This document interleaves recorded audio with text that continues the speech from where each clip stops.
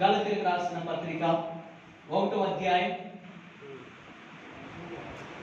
13-14 వచనాలు మనం చదువుకుందాం. పూర్వమందు యూదా మతస్థుడనై ఉన్నప్పుడు నేను దేవుని సంఘమును అపరిమితముగా హింసించి నాశనము చేయుచు నా పితరుల చూడండి పారంపర్యాచార్యమందు విశేష శక్తి గలవాడినై నా స్వజాతిలో నా సమాన వయస్కుల అనిన అనేకుల కంటే యూదుల మతములో అధిక ఖ్యాతి నొందితినని నా నడవడిని గూర్చి వింటిరి. ఆమేన్, హల్లెలూయా. ఇక్కడ చూడండి 13వ వచనంలో ఒక మాట ఉంది. చివరి లైన్ లో చూడండి, సంఘమును అపరిమితముగా హింసించి నాశనము చేసిన నేను. సంఘాన్ని ఏం చేశాడంట? ఈ మాట అందరూ చదవాలి, సమాధానం చెప్పాలి. మీరు వినకపోతే ఈ 3 దినాల కూడికలు మనకి ఎందుకు? పని చేయి. వింటున్నారా? చూడండి ఈ 13వ వచనం చూద్దాం. సంఘమును ఏం చేశారంట? అపరిమితముగా హింసించి నాశనము చేసిన నేను అని ఒక ఆయన పరిచయం చేసుకుంటున్నాడు. ఇక్కడ పరిచయం చేసుకుంటూ అదే అధ్యాయంలో 23వ వచనంలో వద్దామా? మునుపు మనలను హింస పెట్టినవాడు తాను పూర్వమందు పాటు చేయించు వచ్చిన మతమును ప్రకటించుచున్నాడని సంగతి మాత్రమే వారు విని వారు నన్ను బట్టి దేవునిని మహిమపరిచిరి. ఆమేన్, హల్లెలూయా. చిన్న ప్రార్థన చేసుకుందామండి. అందరూ ఒకసారి కళ్ళు మూసుకొని దేవుని అడుగుదామా? ప్రభువా, ఈ రాత్రి కాల సమయంలో మీరు నాతో మాట్లాడుతండి. అందరూ దేవుని అడుగుదామా? దేవా తండ్రి, నాతో మాట్లాడు ప్రభు అని అందరూ అడుగుదాం. ఈ రాత్రి కాల సమయంలో దేవుడు తన వాక్యం ద్వారా మనం దర్శించినట్టు మనమెవ్వరము అనాలోచనగా ఉండదండి. కొద్ది నిమిషాలైనా దేవుని వాక్యాన్ని మనం హృదయంలో నింపుకోవాలి. ప్రార్థన చేద్దాం. సర్వోన్నతుడా, సర్వాధిపతి నీకే స్తుతులు. దేవా, ఈ సమయంలో మమ్మల్ని మీరు జ్ఞాపకం చేసి మీ పరిశుద్ధాత్మ శక్తి చేత మమ్మల్ని బలపరచు. దేవా, నీ జ్ఞానపూర్వమైన మాటలు మాకు దయచేయండి. దేవా, నీ వాక్యము మా చేత ఉన్నప్పుడు తండ్రి మా హృదయాలు మీరు తెరవండి నాయన. దేవా, మా హృదయాలు మీరు తెరవండి. దేవా, ఈ సమయంలో మీరు మాతో మాట్లాడండి. ప్రభువా, మీకు తీసుకుంటున్నారు. దేవా, ఈ సమయంలో మీరు మాతో మాట్లాడండి. మమ్మల్ని బలపరచమని యేసయ్య పరిశుద్ధ నామములో ప్రార్థిస్తున్నాము తండ్రి. ఆమేన్, హల్లెలూయా, హల్లెలూయా. ఎంతమంది దేవుడు అడిగారని నాతో మాట్లాడండి. అందరు దేవుని చెల్లిద్దామా? హల్లెలూయా.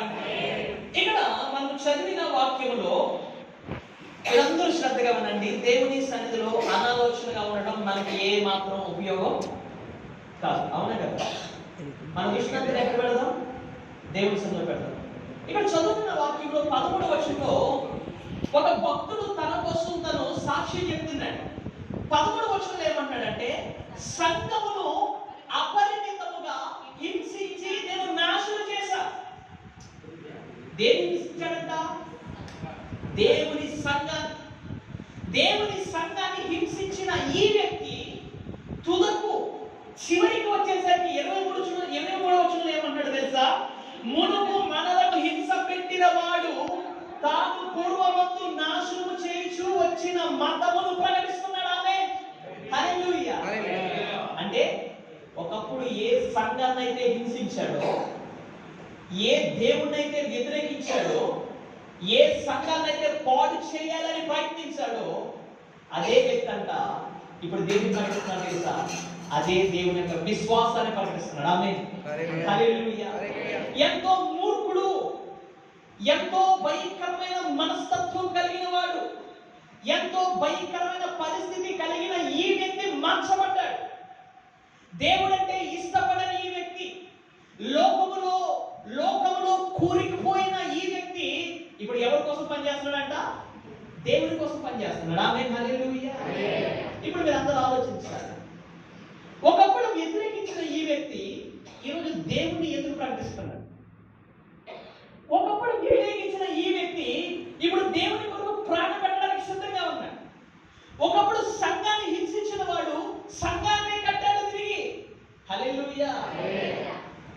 ఏం జరిగింది ఆ వ్యక్తి జీవితంలో అంటే ఆ వచనంలో మనం చూద్దాం. చూడండి 11వ వచనంలో మనం చూద్దామండి. 12వ వచనం నుండి 11వ వచనం చదువుకుందాం. సహోదరులారా, ఈ వ్యక్తి చెప్తున్నాడు, నేను ఎలా మారాను, నా జీవితం ఎలా మారింది. ఒకప్పుడు హింసకుడుగా, ఒకప్పుడు దూషకుడుగా ఉన్న నేను ఇప్పుడు దేవుని నామాన్ని నేను ఎలా ప్రకటిస్తున్నానంటే, ఇక్కడ చూస్తున్నాడు చూడండి, సహోదరులారా, నేను ప్రకటించిన సువార్త మనుషుని యోచన ప్రకారమైనది కాదని మీకు తెలియజెప్పుచున్నాను. మనుషుని వలన దానిని నేను పొందలేదు, నాకెవడును దానిని బోధింపలేదు, గాని యేసు క్రీస్తే బయలుపరచవలన అది నాకు లభించింది. ఆమేన్, హల్లెలూయా. వినాలి. ఇప్పుడు నేనేం చెప్తాడో తెలుసు సాక్ష్యం. పూర్వము నేను హింసకుడిగా ఉన్నాను, పూర్వము నేను కఠినమైన మనస్సు కలిగిన వాడిని. ఇతను ఎలాంటి వాడంటే, అందరూ వినండి, ఈ రోజుల్లో కూడా ఇటువంటి ప్రస్తుత కాల సందర్భంలో మనం పరిస్థితులు చూస్తున్నాం.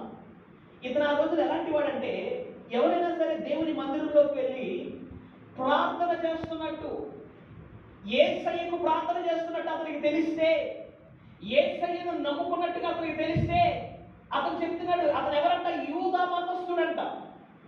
అతను యూదా మతస్థుడైనప్పుడు ఎవరైనా యేసు క్రీస్తును నమ్ముకున్నారని తెలిస్తే వాళ్ళని కాలర్ పట్టుకుని బయటకు తీసుకొచ్చేవాడట.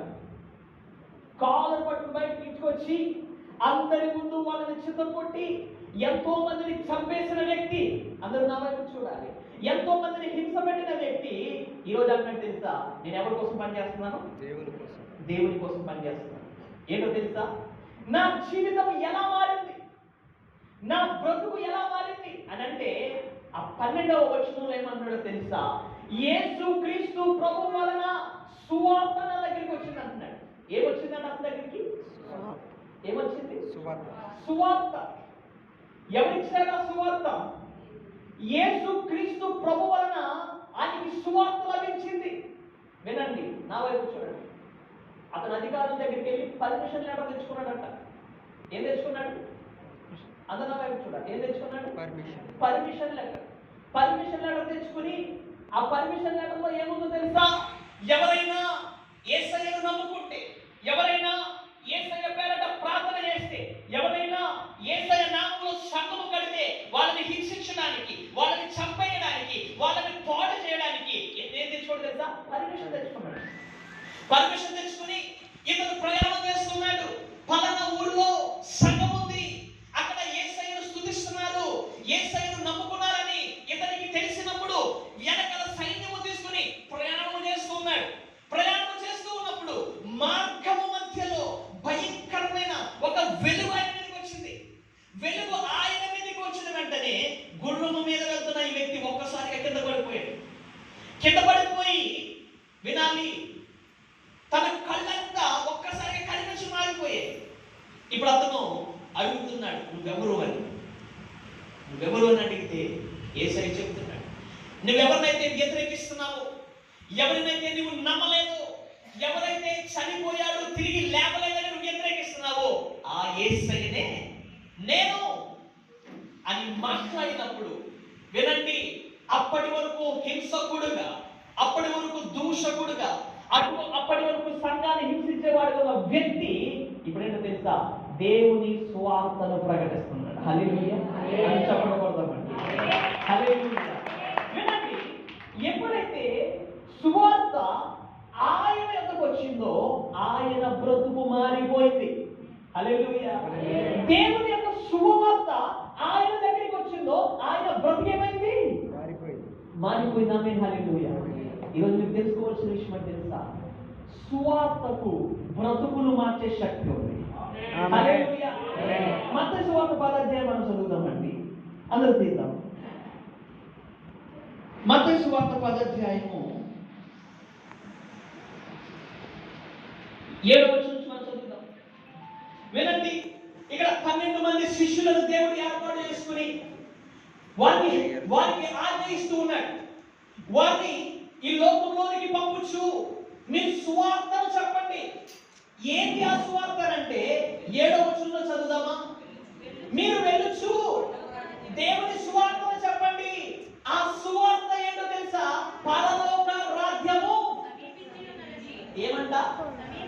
గట్టిగా చెప్తాం. పరలోక రాజ్యము అది ఈరోజు మనం ఆడదాం ఒకసారి. ఏం సమీపించినది? పరలోక రాజ్యము సమీపించి ఉన్నది. ఆమేన్, హల్లెలూయా. వినండి, ఈరోజు ఏమిటి ఆ శుభవార్త అంటే, దేవుడు అంటున్నాడు దేవుని యొక్క పరలోక రాజ్యము నీకు చాలా దగ్గరగా ఉంది. హల్లెలూయా, హల్లెలూయా. చాలా మంది అనుకుంటారండి, ఈరోజు క్రైస్తవులో కూడా నాకు పెద్ద అపోహం ఏంటి తెలుసా? నేను చచ్చిపోయిన తర్వాత పరలోకంలోకి వెళ్దాం అనుకుంటాను. ఏంటండి అంత నా వైపు చూడండి. అన్న నిద్రపోతున్నారు కొంతమంది, ప్రార్థన చేస్తాను, కంగారు పడకండి. నా వైపు చూడండి. ఆమేన్, హల్లెలూయా. వినండి, చాలా మంది అనుకుంటారు కదా, నేను చచ్చిపోయిన తర్వాత ఎక్కడికి వెళ్ళాలనుకుంటున్నారు? పరలోక రాజ్యానికి వెళ్ళాలనుకుంటున్నారు. కానీ దేవుడు ఏమో చెప్తున్నాడు తెలుసా? ఆయన పరలోక ప్రార్థన నేర్పుతూ ఒక మాట అన్నాడు, దేవా పరలోకమునందు నీ చిత్తము నెరవేరునట్లు. అంటే దేవునికి యొక్క చిత్తం, ఆయన కోరిక తెలుసా? నీవు బ్రతికి ఉండగానే దేవుని శుభవార్త చేత మార్పు ఉంది. దేవుని శుభవార్త చేత నీ బ్రతుకు మార్చుకుని దేవుని వాక్యానికి లోబడితే పరలోక రాజ్యము చూడడానికి ఎక్కడికో అవసరం లేదు. ఎక్కడుంటుంది పరలోక రాజ్యం? భూలోకంలోనే ఉంటుంది. ఆమేన్, హల్లెలూయా. ఒక ఆయన ఒక పుస్తకంలో రాస్తున్నాడు, పరలోక రాజ్యం అంటే ఏంటి అని అంటే, వినండి, ఎక్కడైతే ఒక సమూహము దేవుని మాట వినడానికి ఇష్టపడి ఎవరైతే దేవుని మాటకు లోబడతారో, ఎక్కడైతే అటువంటి సమూహం ఉంటుందో అక్కడే ఉంటుందంట పరలోక రాజ్యం ఉంటుంది. హల్లెలూయా. వాస్తవంగా చెప్పాలంటే ఈరోజు భూలోకంలో ఉన్న ప్రతి సంఘము పరలోక రాజ్యానికి ఒక నమూనా. హల్లెలూయా. ఈరోజు మనం దేవుని సన్నిధిలోకి వచ్చి వట్టిగా ప్రార్థనలు చేసి వట్టిగా వాక్యం విని వెళ్ళిపోతున్నామని కాదు. మన సంఘం ఎలా మార్చబడాలో తెలుసా? ఒక పరలోక రాజ్యముగా మార్చబడాలి. వినండి, ఆదరణ లేక ఇక్కడికి ఒక వ్యక్తి వచ్చినప్పుడు ఆదరణ పొందుకోవాలి. ఇక్కడ నువ్వు ప్రార్థించినప్పుడు ప్రతిఫలం రావాలి. పరలోక రాజ్యములో దేవుని యొక్క సంతోషం దక్కాలి. వినండి, ఆ పరలోక రాజ్యమే ఈరోజు ఎక్కడికి దిగి రావాలో తెలుసా? దేవుని యొక్క సంఘంలోకి రావాలి. వినండి, దేవుని యొక్క శుభవార్తకు మనుషుల జీవితాలను మార్చే శక్తి ఉంది. వినండి, దేవుడు అంటున్నాడు పరలోక రాజ్యము సమీపించి ఉన్నది అని మీరు శుభవార్త చెప్పుతూ అక్కడ కింద వచనాల్లో పరలోక రాజ్యం యొక్క శక్తి చూపిస్తున్నాడు. దేవుని యొక్క శుభవార్త యొక్క శక్తి చూపిస్తున్నాడు. ఏంటో మనం చదువుదాం, త్వరగా మనం ముందుకు వెళ్దామండి. 8వ వచనంలో వినండి, దేవుని యొక్క శుభవార్తకుల శక్తి ఏంటి? పరలోక రాజ్యంలో ఉన్న ఆనందం ఏంటంటే, ఇక్కడ చూడండి, రోగులను స్వస్థపరచండి. ఆమేన్, హల్లెలూయా. ఇక్కడ దేవుని యొక్క సువార్తకు ఉన్న శక్తి ఏంటి తెలుసా? రోగములకు స్వస్థత. ఆయన అంటున్నాడు, వినండి, పరలోక రాజ్యంలో ఏముంటుందో తెలుసా? ఆనందం ఉంటుంది. ఇప్పుడు రోగం ఉన్న కళ ఏముంటుంది? బాధ ఉంటుంది. ఎప్పుడు తగ్గుతుంది అయ్యా? ఎప్పుడు నందులు వెళ్ళిపోతుంది? ఏ డాక్టర్ దగ్గరికి వెళ్ళాలి? ఎంత ఖర్చు పెట్టాలని ఉంటుంది. కానీ దేవుడు అంటున్నాడు పరలోక రాజ్యము నీకు సమీపంగా ఉంది అని చెప్తూ, ఇప్పుడు పరలోక రాజ్యములో ఉన్న ఆనందాన్ని నువ్వు పొందుకోవాలంటే నీలోంచి దేవుడు ఏం తీసేయాలి? మొదట రోగాన్ని తీసేయాలి. ఆయన అన్నాడు సువార్త మీ దగ్గరికి వస్తూ సువార్తను వారి దగ్గరికి పంపిస్తూ దేవుడు ఏమని తెలుసా? రోగములను ఏం చేయాలి? మీరు స్వస్థపరచండి.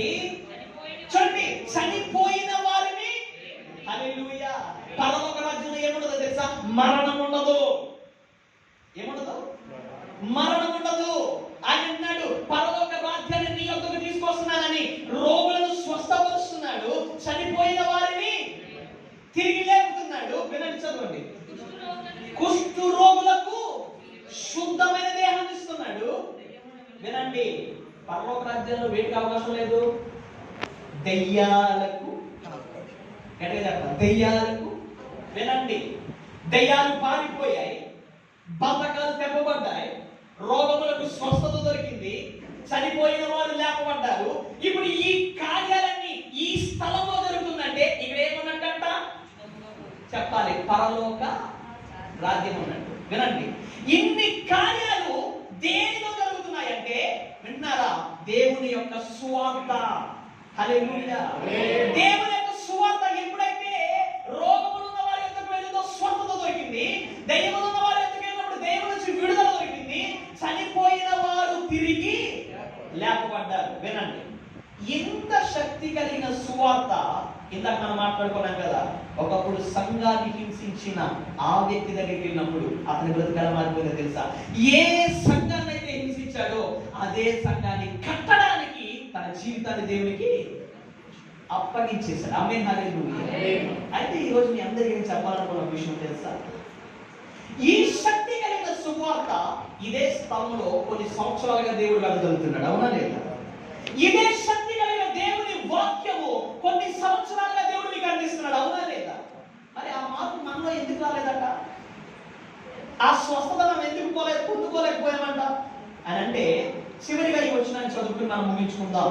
గలతీయులకు రాసిన పత్రిక 1వ అధ్యాయంలో చూడండి, ఆ మాట మనం చదువుకుని మన వాక్యాన్ని మనం ముగించుకుందాం. 16వ వచనాన్ని మనం చదువుదాం. ఈ మాట నుంచి చాలా జాగ్రత్తగా వినాలి. ఈరోజు మనం ముఖ్యంగా నేర్చుకోవాల్సిన విషయం, ఆయన నా యందు బయలుపరప అనుగ్రహించినప్పుడు మనుష్య మాతృలతో నేను సంప్రదింపలేదు. నాకంటే ముందుగా అపోస్తులైన వారి యొద్దకు యెరూషలేమునకు నేను వెళ్ళలేదు, కానీ వెంటనే అరేబియా దేశంలోనికి వెళ్ళి తిరిగి రాగలం. హల్లెలూయా. వినండి, నా వైపు చూడండి. ఎప్పుడైతే సువార్త ఈ భక్తుల దగ్గరికి వచ్చిందో, ఇప్పుడు దేవుడు ఏమన్నాడు తెలుసా? నువ్వు నా కోసం పనిచేయి, నేను నిన్ను వాడుకోబోతున్నాను, నేను నిన్ను మారుస్తున్నాను, నేను ఒక ఆయుధంగా మార్చుకోబోతున్నానని దేవుడు ఈ భక్తుడితో మాట్లాడడం మొదలు పెట్టాడు. ఒకసారి రాద్దామే. అప్పుడు వరకు ఎవరికి వ్యతిరేకంగా పనిచేస్తున్నాడు? దేవుడికి వ్యతిరేకంగా పనిచేస్తున్నాడు. ఆ ప్రాంతాలలో ఇతనికి గొప్ప పేరు వచ్చేసింది. దేవునికి వ్యతిరేకంగా పనిచేస్తున్నప్పుడు ఒక నాయకుడిగా ఇతనికి గొప్ప పేరు వచ్చేసింది. ఇప్పుడు ఆ రోజు వరకు దేవునికి వ్యతిరేకంగా పనిచేస్తున్నవాడు ఆ నెక్స్ట్ డే నుంచి దేవునికి సపోర్ట్ గా దేవుని కొరకు పనిచేస్తే చూసి కూడా అందరూ ఏమనుకుంటారు? నీకు అర్థమైందా? దేవుని నిన్న మొన్నటి వరకు తిప్పుకుని కొట్టుకుని పోలీస్ స్టేషన్ దాకా వెళ్ళిపోయి పత్రికలు అవ్వాలంటూ తిరిగేసి ఆ 2వ రోజే కనుక జట్టేసి తిరగాలంటే ఎంత కష్టంగా ఉంటుంది, అవునా కదా? ఇతనికి అదే పరిస్థితి వచ్చింది. నిన్నటి వరకు సంఘాన్ని హింసించాను, నిన్నటి వరకు ఆ దేవునికి వ్యతిరేకంగా పనిచేశాను. ఈ రోజు దేవుడు ఏమన్నాడు తెలుసా? తన కొరకు పనిచేయమంటున్నాడు. ఇప్పుడు ఈ జనాల్లోకి వెళ్ళి ఏ దేవుడిని నమ్మొద్దని చెప్పాను, ఇప్పుడు ఆ దేవుడిని నమ్మమని నేను ఎలా చెప్పను? ఇది నిజమా అబద్ధమా, ఇది అవునా కాదా అని ఇప్పుడు ఆయన ఏమంటాడు తెలుసా?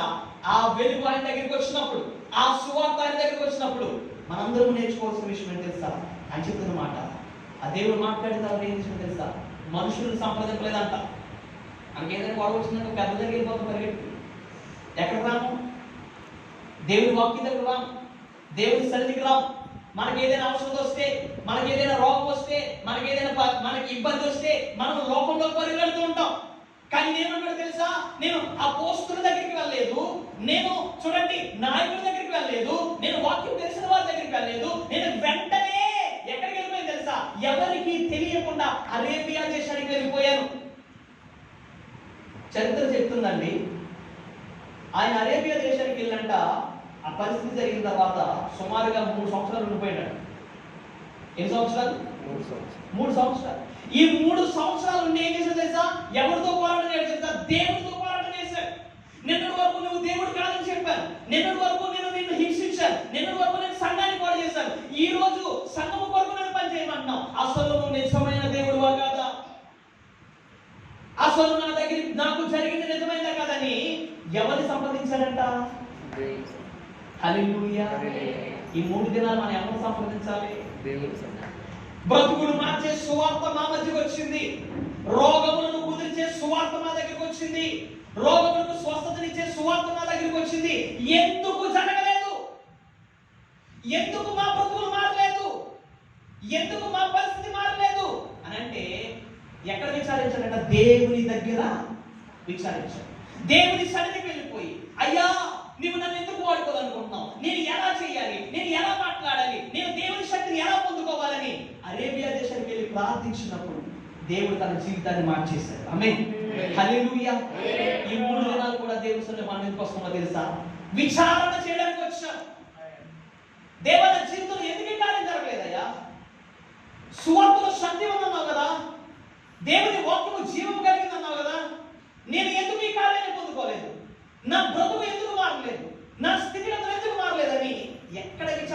తెలుసా? దేవుని పాదాల యొద్దకు వెళ్ళి విచారణ చేయాలి. వినండి, ఒకప్పుడు సంఘమును నాశనం చేసిన వ్యక్తి అరేబియా దేశానికి వెళ్ళి దేవునితో విచారణ చేసిన తర్వాత, ఈ సువార్త ఆయన దగ్గరికి వచ్చిన తర్వాత, వినండి, దేవునిలో గొప్ప ఆయుధముగా మార్చబడ్డాడు. ఆమేన్, హల్లెలూయా. అట్టి గొప్ప కార్యము దేవుడు మనందరి జీవితంలో జరిగించును గాక. హల్లెలూయా. వినండి, ఏమన్నాడు తెలుసా? మీరు వెళ్ళుచు సువార్తను ప్రకటించండి. ఆ సువార్తలు ఏముందో తెలుసా? రోగములకు స్వస్థత, దెయ్యముల నుంచి విడుదల, చనిపోయిన వారు తిరిగి లేపబడ్డారు. ఇవన్నీ ఎక్కడ జరుగుతాయో తెలుసా? ఆ సువార్త ఏంటో తెలుసా? పరలోక రాజ్యం నీకు సమీపంగా ఉంది. ఆమేన్. ఈరోజు మనందరం దేవుని అడుగుదాం, దేవుని సన్నిధిలో విచారణ చేద్దాం. ఎన్నో వాక్యాలు మనం వింటున్నాం, వాక్యం శక్తి నాలోకి ఎందుకు రావట్లేదని. దేవుని సన్నిధిలో విచారణ చేసినప్పుడు, ఆయన పాదముల యొద్ద పడి మనం ఏడ్చినప్పుడు, దేవుడు అట్టి గొప్ప కార్యం మన జీవితంలో కూడా జరిగిస్తాడు. కొంతమంది ఇలా అన్నానని ఏమనుకోకండి, ప్రార్థన సమయం వచ్చేసరికి మోకరించలేని పరిస్థితి మనకు వచ్చేసి, కొంతమంది పురుషులు పెద్దలు, మన పెద్దలు, మీరు ఇప్పుడే దేవుని పాదాల మీద మీరు పడి ఏడవకపోతే, ఇప్పుడే మీరు కొంచెం సేపు దేవుని సన్నిధిలో మోకరించకపోతే, ఇప్పుడే మీరు దేవుని సన్నిధిలో కొద్ది నిమిషాలు మీరు విచారణ చేయలేకపోతే, ఒక్కసారి వినండి, మన భక్తి యొక్క ప్రభావం అంతేనా? దేవుని సువార్తలు ఏమో తెలుసా? శక్తి ఉంది. ఆ శక్తి మనందరం పొందుకొనును గాక. ఆమేన్, హల్లెలూయా. దేవుని కొద్ది మాట ప్రైజ్ ది లార్డ్. హల్లెలూయా. అందరూ చెప్పండి గట్టిగా హల్లెలూయా, హల్లెలూయా. చాలా సంతోషం అండి, చాలా అద్భుతమైనటువంటి చక్కని మాటలు. సువార్త యొక్క శక్తి మరి ఎంత ప్రభావవంతమైనదో, మరి దేవుని సన్నిధిలో దాన్ని అర్థం చేసుకుంటే దాని యొక్క అనుభవం